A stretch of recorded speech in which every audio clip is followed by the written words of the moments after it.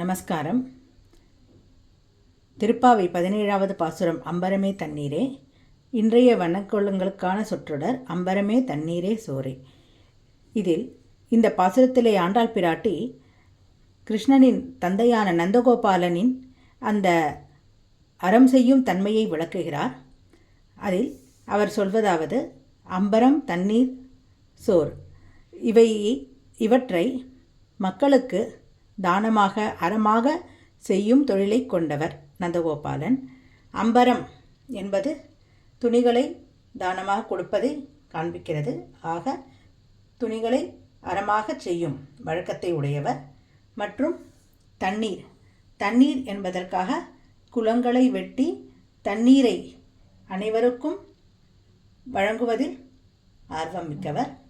பிறகு சோறு என்பதற்கு இந்த தானியங்களை அந்த பிருந்தாவனத்திலே கோபிகைகளுக்கு அங்கே உள்ள மக்களுக்கு கொடுப்பதை வழக்கமாக கொண்டவர்.